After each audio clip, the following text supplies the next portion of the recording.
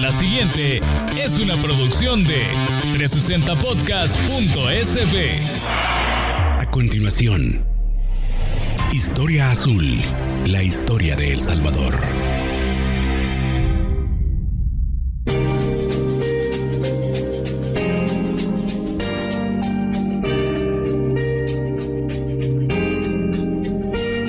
Bienvenidos nuevamente a esta su sección, su programa, su espacio, su podcast, Historia Azul, la historia de El Salvador.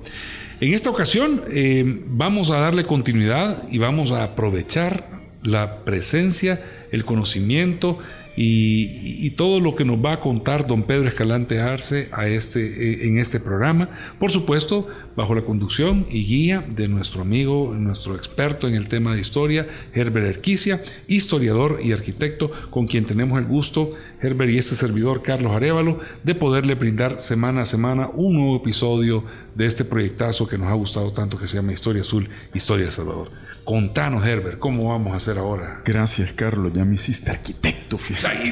Fíjate que estábamos bromeando que era arquitecto, pero no es arqueólogo. Sí. Es que ahora en el chat te puse, mira, sí. Pensando en molestarte. Sí, no, pero está bien. Está bien. Bueno, continuamos con Pedro Escalante Arce, hablando el tema del cacao. Anteriormente, en el episodio 4, habíamos tocado un punto muy importante que es una triada que es Izalco, Sonsonate y Acajutla. Estos tres espacios que durante el tiempo del cacao y mucho más allá, pues son importantes en la historia de este El Salvador presente. Pero nos gustaría, Pedro, que nos comentara más que todo sobre el cacao de los Izalcos. O sea, ¿qué sucede acá? ¿Qué era esa entidad de los Izalcos? Porque muchos conocemos Izalco, pero los Izalcos, ¿qué era esto? ¿Cómo es eso de los Izalcos? O sea, los Izalcos se le llama, cuando comenzó ya la historia escrita nuestra y que se conoce, a los cuatro Izalcos. Eran cuatro núcleos urbanos pequeños, que era Tecpan Izalco, Caluco Izalco, Tacuzcalco y Naulinco, todos muy cercanos, una región muy pequeña, y ahí fue donde el español, los primeros, encontraron allí una tremenda producción de cacao y una actividad agrícola muy fuerte, y como eran pueblos donde, pues, digamos, de cierta primacía económica y de cierta categoría. Inclusive cuando uno ve en el lienzo de Tlaxcala, la versión de Glasgow, ve el dibujo que representa a Tecpan Izalco, lo ve con una señal de realeza según los tlaxcaltecas, que es un tocado especial. Así que se considera que Tecpan Izalco era el lugar principal, el nombre mismo lo dice, claro. Y junto con Caluco y Izalco eran como dos entidades gemelas, y de ahí dependían Tacuzcalco, Naulinco y seguramente algún otro lugar. Lo importante es que ahí se producía mucho cacao, y claro, los españoles, en cuanto vieron eso y lo que aprendieron del valor que tenía el cacao en México, inmediatamente, y lo que estaban cosechando en Soconusco, en la parte de Guatemala, inmediatamente pues se acercaron a la bonanza que podía producir esa producción. Ahora, Izalco son lugares de nahuas, ¿verdad? Por supuesto, claro. Nahuapipiles. Inclusive hay cronistas como Motolinía, creo que es el que habla de la región de los Izalcos, de todos provenientes de migraciones de México, porque todos eran indígenas de origen mexicano, todos somos prácticamente indígenas de origen mexicano. Entonces la entidad esa que se convirtió en un pueblo tan importante fue sobre todo por la riqueza y la avidez de los encomenderos y de los comerciantes, que encontraron una riqueza que estaba ahí nomás, que no había más que cortarla y sobre todo sacársela a los indígenas, porque hay que recordar una cosa, que el cacao más que todo siempre fue asunto de indígenas. Los indígenas eran los dueños de las milpas de cacao. O sea, sí hay menciones de algún dueño de hacienda, por ejemplo, no encomendero, dueño de hacienda, hacendado, que ha sembrado cacao, pero la mayor parte de casos siempre son indígenas que tienen sus propios cacautales en sus tierras. Entonces hay que esquilmar al indígena para sacarle el cacao, que es lo que hacen los encomenderos y los comerciantes. Pero esto, como lo hablamos en la primera temporada, de una forma u otra representó algún tipo de generación de riqueza para los propietarios de los cacautales.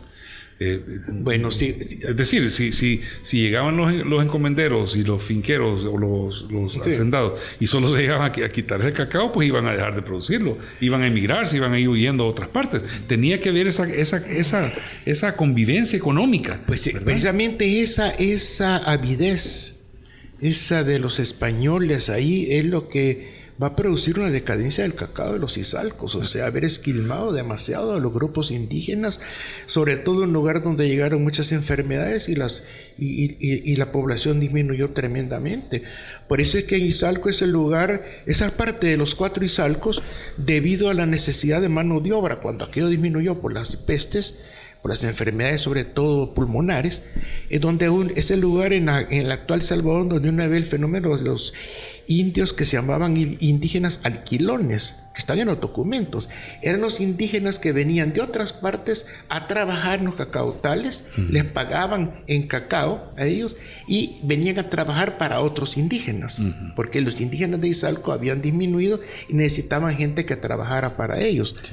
Los indígenas alquilones, que también el fenómeno se dio en Soconusco y se dio en Guatemala, en la única parte del Salvador donde encontramos en la historia salvadoreña es en la parte de Izalco, donde llegan indígenas de otras partes. Dice que llegaban de Guatemala, del sur de Honduras y otras partes del actual Salvador, llegaban a alquilar su fuerza de trabajo, los indígenas alquilones, a trabajar ahí, que muchos se establecían y llegaban con permiso de sus propias autoridades indígenas en los pueblos, porque iban a trabajar a un lugar donde había posibilidades de tener algún ingreso más fuerte que el que podían tener. O sea, todas esas cosas son muchas veces un poco difusas, pero el fenómeno de los indígenas alquilones, que es muy interesante. Interesantísimo. El primer lugar de esa fuerza de trabajo migrante en la parte salvadoreña es el que se da con el cacao en Izalco, lo cual demuestra el interés que había y la riqueza que producía. Ahora, también en Izalco tenemos muchos documentos sobre el desastre que causó la riqueza del cacao, o sea, esquilmando comerciantes que estaban haciendo lo que querían con la población indígena. Aún hablan mucho de los curas, de muchos curas diocesanos que estaban también sacando cacao y haciendo negocio con los feligreses. Esa es la razón por la cual se va a fundar Sonsonate, la Trinidad. Allá por 1550 hay unas visitas que enviaron los monjes de Guatemala, miembros de la iglesia, que mandaron miembros de las órdenes religiosas para ir a ver el desastre que estaba ocurriendo en la región de Izalco. Hay cartas del obispo marroquín donde él habla de la riqueza del cacao en la región que llaman de los Izalcos, dice, pero el desastre que está ocurriendo hay que arreglarlo, porque los curas y los comerciantes y todo eso han causado un desastre en la sociedad esta indígena izalqueña y en los pueblos de los 4 Izalcos. Esa es la razón por la cual se funda la Trinidad de Sonsonate en 1553. Para controlar todo eso. Inclusive un grupo de comerciantes españoles ya habían ido a establecerse a la orilla del río Sensunapan y habían creado una villa que llamaron primero del Espíritu Santo, pero no era una villa autorizada. Entonces se ordena desde la Real Audiencia de Guatemala, que ya estaba, y del Obispado de Guatemala, el obispo marroquín, se ordena fundar formalmente una villa para españoles comerciantes. Así es como sabemos que a la fuerza fueron a sacarlos de Izalco. En los pueblos se habían ido a meter los comerciantes españoles, estaban ahí conviviendo con los indígenas, maltratándolos. Entonces, a la fuerza, porque están los documentos, dice que en las noches y bajo el agua los sacaron y los fueron todos a concentrar a la orilla del río Sensunapan, y ahí fundaron, supuestamente en mayo de 1553, porque no tenemos la fecha exactamente el día, 1553, que se funda la Villa de la Trinidad, exclusivamente para comerciantes españoles, sus empleados y sus esclavos. Y los fueron a sacar del pueblo del pueblo de Izalco, sobre todo. De los Izalco. Y los concentraron en Sonsonate. Por eso la villa de Sonsonate, la Trinidad, como se llamó, es exclusivamente una villa que se fundó para comerciantes españoles. Y la verdad es que tuvo una vida, en la época del auge del cacao, la vida de Sonsonate, la vida de Trinidad de Sonsonate es una vida apasionante, una vida de intrigas alrededor del cacao que realmente es interesantísima, al grado de que la documentación que hay en el archivo de Indias sobre Sonsonate es sumamente interesante. Da para serie de Netflix, don Pedro. ¿Cómo? Da para serie de Netflix, eso. Todo gira alrededor de la riqueza, del comercio, de las intrigas, del cacao, de las denuncias, los líos de los alcaldes mayores. Hay un proceso de Pedro Suárez de Toledo que es apasionante, todo lo que sucede alrededor, y siempre está el cacao. Siempre está el cacao, porque llegaban muchos comerciantes de México atraídos por el cacao de la región izalqueña, y había tanto dinero que por un tiempo la segunda población española, digamos, más poblada de lo que es ahora Centroamérica, era Sonsonate. ¿En serio? Después de Santiago de Guatemala, lo que se llama, en lo que es Antigua Guatemala ahora. Santiago de Guatemala, que se calcula que en un momento a finales del siglo XVI tenían, en la segunda mitad del siglo, tenía unos 500 habitantes españoles, 500 cabezas de familia. Ajá. Con su familia. Sonsonate, hay una época que hablan de 300. ¿Qué? O sea, la segunda población española en Centroamérica era la Trinidad, era por la riqueza del cacao. Y claro, por supuesto, Acajutla se establece como alcaldía mayor, porque antes de alcaldía mayor de ser la Trinidad fue Acajutla. 1550 se establece la alcaldía mayor. Eso no sabía. En Acajutla, porque la alcaldía mayor controlara el cacao, controlara los envíos de los encomenderos y el traslado del cacao a los barcos. Entonces, pero se funda Sonsonate, se funda la Trinidad, y como a los 1553 se funda la Trinidad, en 1550 se funda la alcaldía mayor en Acajutla. Como a los 2-3 años se traslada a la sede de la alcaldía mayor a Sonsonate, a la Villa de la Trinidad. Ya era más político. Todo es el cacao en ese momento, todo. Izalco, la Trinidad, Acajutla, todo alrededor del interés del cacao. Y de ahí pues hay otros temas que suceden también en Acajutla. No solamente es cacao, sino que a la partida de expedición, a la expedición de Alvarado, que se va en 1540 hacia México primero, supuestamente iba a llegar al oriente, y todas esas cosas interesantes, ¿verdad? La llegada de los piratas, o el terror de los piratas. O sea, creo que en el siglo XVI la vida más interesante, intensa, apasionante es en la región de Sonsonate. De todo el reino de Guatemala. Tal vez no todo el reino, pero sí de las más interesantes. Uh-huh. Y en el actual El Salvador, definitivamente. Claro. San Salvador es una población medio dormida, sus propios intereses. Hay otra historia apasionante que es la del Golfo de Fonseca, en ese momento con San Miguel, pero no conocemos tanto como conocemos la de la Trinidad y la parte de Acajutla. Excelente. Sí, interesante lo que nos expresaba Pedro sobre, bueno, primero esta entidad de los izalcos, ¿verdad? De los 4 izalcos. Sí. No puedo dejar de ser arqueólogo y de... Arquitecto, perdón. No, de ser arqueólogo y de entender y de ver la riqueza de cultura material que tenía. O sea, tenemos los restos de la iglesia de Caluco, por ejemplo, que son una maravilla, Pedro. Sí. Estos pueblos sobreviven. Estos izalcos sobreviven. Sí, por supuesto. Tecpan, Caluco, sobreviven. Izalco, Caluco, Naulingo, que absorbió a Tacuzcalco. Ajá. Pero, por ejemplo, los restos de la iglesia de Caluco, que han sido excavados por el colega William Fowler en los 90. O sea, la arquitectura. Esa arquitectura es reflejo de la bonanza del cacao, es a través del cacao, y lo mismo lo era pues la iglesia de la Asunción, los restos, ¿verdad? Lo que la gente llama las ruinas de la iglesia de la Asunción de Izalco.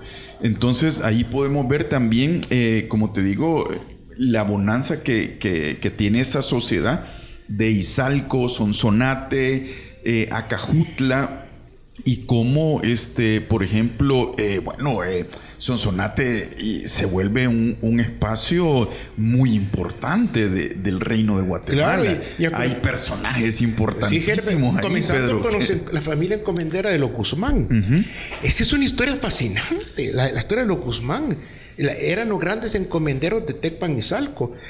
Tenían un tributo anual de 1,000 xiquipiles. Y 1,000 xiquipiles de cacao era un montonazo, ¿verdad?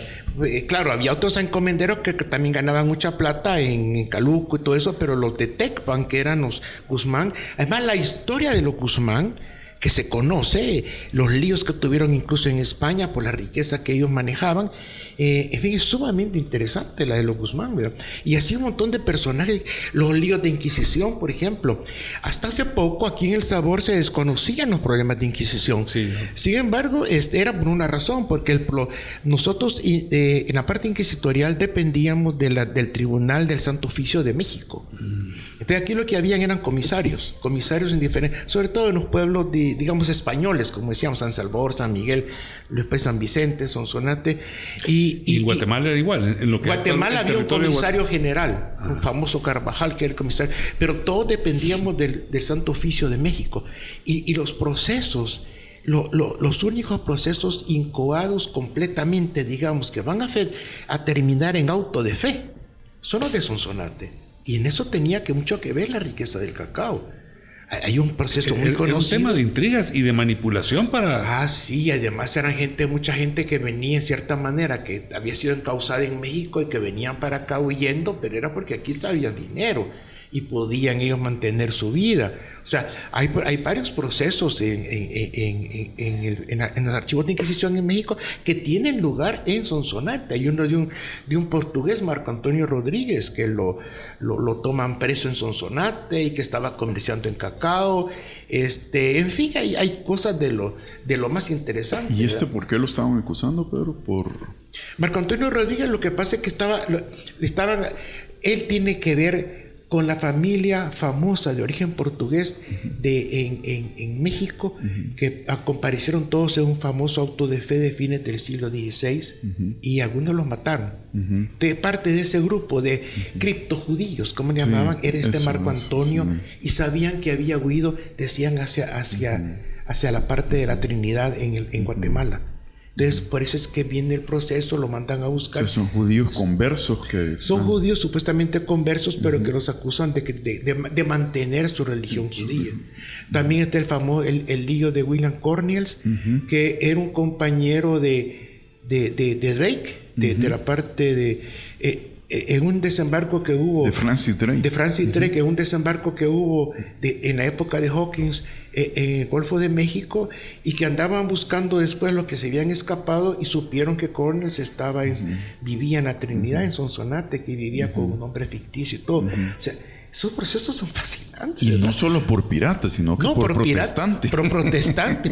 A Cornelius lo mataron en auto de fe en México. Está toda la relación de la muerte de Cornelius. Y así hay varios procesos, ¿verdad? Y el de Pedro Suárez de Toledo, que es de lo que llama Inquisición Episcopal antes del Santo Oficio, y también tiene que ver con los pleitos de cacao. El de Pedro Suárez de Toledo, inclusive cuando llegan a incautarle los bienes a Sonsonate, hay una lista hasta de libros, que yo considero que era la primera biblioteca en historia salvadoreña. Estamos hablando de 1570. O sea, tener un libro en 1570. Ahí están los nombres de los libros que él tenía en Sonsonate en ese momento, en la Trinidad, famoso porque tocaba vihuela y todas esas cosas.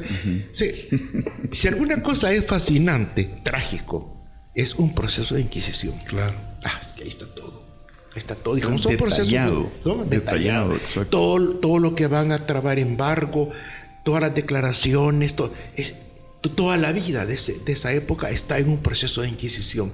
Claro, con la tendencia de inculparlo, ¿verdad?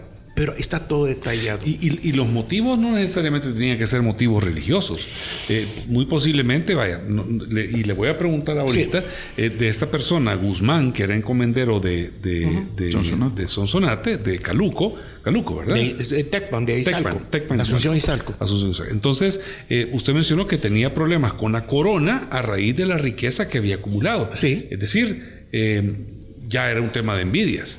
¿verdad? Ya Claro. era un tema de... Sí, de- que pasaba lo... Ajá, es decir, bueno, ¿y aquel?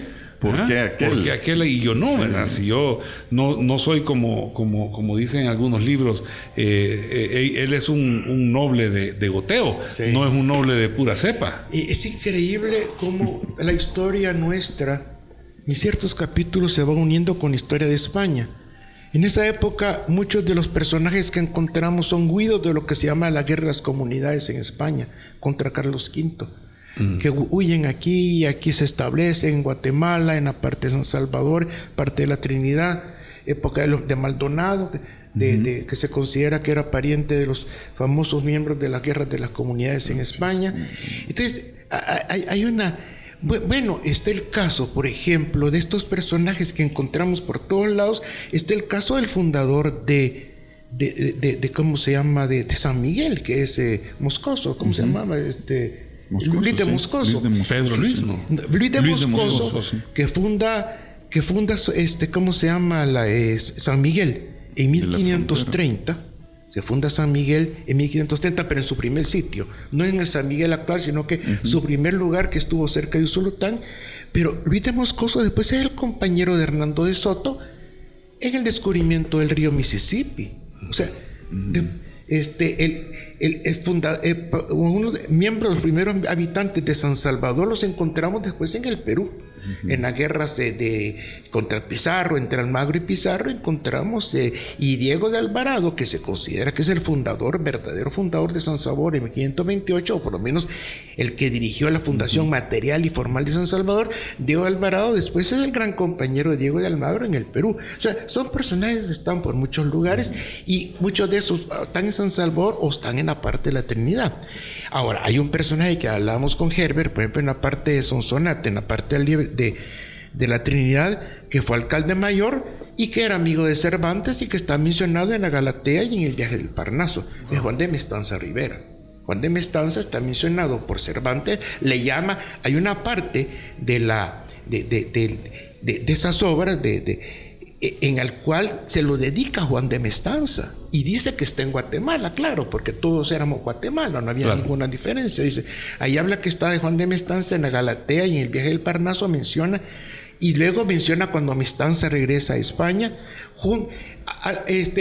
Que pasa que Cervantes mencionó en la Galatea una serie de autores y de poetas españoles peninsulares que habían viajado a las Indias, o sea, América, y él los va mencionando y los va poniendo algo acerca de su personalidad. Y ahí está Juan de Mestanza, además de otro de Guatemala, Baltasar de Orena, que está ahí, pero el principal para nosotros es Juan de Mestanza porque fue alcalde mayor de Sonsonate, involucrado con una serie de personajes, y además porque yo me he encontrado en los documentos que yo tengo de la antigua hacienda los Lagartos y las Lajas, en unos pleitos de deslinde he encontrado una mención, la primera mención que yo considero de prueba escrita de un obraje de añil de 1580. Ahí está hasta el lugar donde estaba, ese lugar que llamaban el Chupadero, dice, cerca de Guaymoco, dice, lugar que pobló el alcalde Juan de Mestanza. Entonces, resulta que... Está hablando de la hacienda de los Lagartos que está después de San Julián. Sí, ¿En serio? exactamente. Uno lo puede ver a la pasada de la calle. Es que esas haciendas eran enormes en ese momento, y esa se llamaba Los Lagartos, porque están los documentos. Ahí está, así se llama los todavía. documentos pero claro, en ese momento era difuso. Claro. Entonces habían pleitos de deslinde con las tierras indígenas y todo eso. De los documentos de los Lagartos y de las Lajas, en la parte de los Lagartos hablan de Guaymoco, de la parte de Zapotitán y todo eso, y tratan de localizar un pueblo que va a desaparecer después, que se llamaba San Juan Tecpa, que desapareció después con la erupción del volcán de San Salvador de 1658. Entonces hablan ahí de un lugar que hubo un obraje de añil que perteneció a Juan de Mestanza. Dice que ha sido que fue algo como poblado ese sitio hace 8 años. Hizo un documento por 1588 el documento. Entonces, alrededor de 1580 ya hay documentalmente un obraje de añil en la parte de Zapotitán. Entonces, y era un alcalde mayor de Sonsonate el que está mencionando eso. O sea, lo que quiero indicar es cómo alrededor del cacao y de la bonanza izalqueña encontramos una serie de personajes importantes e interesantes para la vida nuestra, por lo menos en la vida colonial. Yo creo que estamos claros que tenemos que hacer no solamente una secuela del tema del cacao en próximas temporadas, con don Pedro, si él está, pues obviamente con ganas de regresar a este espacio, sino que también hablar un poco de otros temas un poco más sutiles y no necesariamente la historia dura y pura respaldada con fechas. Claro, obviamente todo esto respaldado, pero contar esa parte vivencial que es como uno de mejor forma se identifica y se impregna de lo que la historia nos puede enseñar. Claro. Pues porque no es lo mismo que yo te diga, sí, mira, en 1588, sino que te cuente que este personaje fue mencionado en una obra de Cervantes, ¿verdad? En 2 obras de Cervantes, de las más famosas que él tiene. De manera que podés entender la relevancia que tenía la alcaldía mayor de Sonsonate, el tema del cacao, ¿verdad? Para España y para el mundo, ¿verdad? Y cómo ponía a esa zona de la colonia, a esa zona del Reino de Guatemala en el plano, ¿verdad? En el mapa, por supuesto, ¿verdad? Y que nos creó un hilo conductor en esas comunidades que fueron poco a poco convirtiéndose en lo que ahora somos, ¿verdad? O destruyéndose en lo que ahora somos, en algo tan relevante y tan importante como lo que era ese tipo de... Siempre decimos acá que si apareces en el mapa es porque eso es importante. Pues y bueno, Izalco, Sonsonate y Acajutla, o sea, aparecen siempre en la cartografía colonial y actual, obviamente. Totalmente. Porque por la importancia, no solamente, obviamente, ahora estamos hablando del cacao, de la producción del cacao, pero también Sonsonate pues producía, también conocemos un lugar donde se producía hierro, ¿verdad? Claro. Este lo íbamos a localizar con Herbert. Sí, estuvimos donde por ahí. que era la cueva del Cipitío, que cueva del Cipitío ni que nada, era un ingenio de hierro a la orilla del río, que había sido de la orden dominica. Y fuimos con Herbert a localizar aquello. Sí. Y así, bueno, una serie de cosas importantes siempre de los Izalco, de Sonsonate, de Acajutla. Pedro recientemente acaba de publicar su libro Acajutla, un puerto colonial, ¿verdad? Ese es el nombre. Y también están sus 2 tomos, los códices de Sonsonate, que son libros donde hay una cantidad de información. Demasiada, como dice. Bueno, pero una cantidad de información que de verdad sirve para entender ese mundo. Porque no es fácil tampoco entender el mundo colonial y todos estos conflictos, porque también, ya le hemos hablado acá, yo te decía, en Izalco, por ejemplo, hay caciques indígenas, ¿verdad? Que también tenían sus cacaotales y que comerciaban con los encomenderos y esto y lo otro. No, o sea, no todo es la población subyugado, pobre. El indígena es subyugado y pobre. Entonces hay que ver, hay que tener otras lecturas, hay que ver otras aristas de la historia que también son importantes. Mira, y al final del día lo que prevalece y lo que siempre destacamos es que la naturaleza humana, seas tú un náhuatl, seas tú un mexica, seas tú un español, un francés, es la misma. Nos mueven los mismos elementos a lo largo de la historia. Y eso es interesante, porque si tratas de buscar la fibra más pura que conecta a cada generación de personas, es más fácil entender no solo la historia, porque eso obviamente tenés que documentarte y entender el desplazamiento en el tiempo, sino que tratar de interpretar cómo pueden haber vivido esas cosas. Entonces, es claro, tú lo mencionas ahorita, tenías indígenas que eran terratenientes y que tenían sus propiedades grandes y que tenían muchos otros indígenas, ¿verdad? Hasta alquilones seguramente, que llegaban a trabajar a sus propiedades, ¿sí? Entonces, ¿pero por qué los españoles no decían lo invadimos? Porque a lo mejor no era conveniente, era más fácil seguir trabajando con él, ¿verdad? Entonces está hablando de un capitalismo, digamos, bien primario. Incipiente. Sí, pero que responde final a lo más importante que une todos estos movimientos económicos. Es que está comerciando. El deseo del ser humano de crecer, de avanzar, de expandirse, ¿verdad? Y de progresar, ¿verdad? Porque, vaya, como leí por ahí, la condición natural de las personas es la pobreza. Si no hacemos nada, nacemos en la pobreza. ¿Qué vamos a hacer para salir de ahí? Y eso es una respuesta que ha venido dando la humanidad a lo largo de toda su historia, siempre. Hemos ido siempre subiendo un poquito, aunque sea. Y así vamos, ¿verdad? Algún día será otra historia la que contemos, pero, ¿verdad? Bueno, mira, interesantísimo. Don Pedro, ¿qué le ha parecido? Pues es tan bonito hablar de todo esto. Sí, solo por eso siempre nos quedamos cortos. Solo por eso le vamos a esconder las llaves del carro para que nos echemos otros 2 capítulos, don Pedro. Y sobre todo hablar con amigos, ¿verdad? Por sobre supuesto. todo hablar contigo. Sí. Y con Herbert, que ya son muchos años que hemos trabajado juntos, todos estos temas, ¿verdad? Y muchos temas que hemos abordado. Yo creo que don Pedro ya se va a quedar aquí como parte de un invitado frecuente. Sí. Ajá. Sí. ¿Verdad? Y Sí. creo que el siguiente capítulo creo que lo vamos a invitar también, Herbert. Por supuesto, ¿verdad? por supuesto. Porque lo que viene también es muy bueno, ¿verdad? Sí. Bueno, nuevamente, muchísimas gracias a don Pedro Escalante Arce, ¿verdad? Quien tiene arraigos familiares muy antiguos con Sonsonate, pero esa es para otra historia que nos la va a contar. Sonsonate y San Salvador. Sonsonate y San Salvador. Y Guatemala. Ah, pues ya ves. Entonces aquí tenemos para hablar. Sí, entonces, creo yo que esto es importante. Como lo prometimos, esta temporada iba a ser diferente porque, bueno, teníamos el canal de YouTube ya en ciernes, pero especialmente porque íbamos a tener invitados, ¿verdad? Invitados de lujo como don Pedro Escalante Arce, que nos ha venido pues a aportar enorme cantidad de información. Herbert Erquicia, muchísimas gracias como siempre por preparar el contenido, por darnos la luz por donde tenemos que guiar esta conversación, y a toda nuestra audiencia por siempre estar pendiente de nosotros, por siempre descargarnos, por siempre escucharnos, y ahora pues por suscribirse a nuestro canal de YouTube y darle a la campanita para saber siempre cuando hay un nuevo episodio.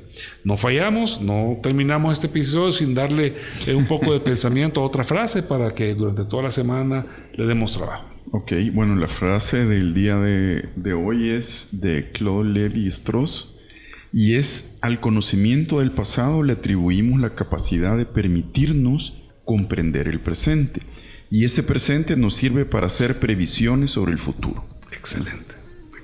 Precioso, bonito. Buenísimo. Bonito, todo. Bueno, Dice muchísimas mucho. gracias a Dice ustedes. Buenísimo, ¿eh? Sí. Muchísimas gracias a ustedes y muchísimas gracias, por supuesto, pues a nuestra audiencia y a Ceci Rodríguez, que está en los controles, guiando la nave para que no choque. Ceci. Gracias, Ceci, por todo tu apoyo aquí en el estudio y, por supuesto, también con todo el apoyo en la parte de redes sociales. Muchísimas gracias a todos. El próximo martes no se pierdan un nuevo capítulo de Historia Azul, Historia del Salvador. Saludos.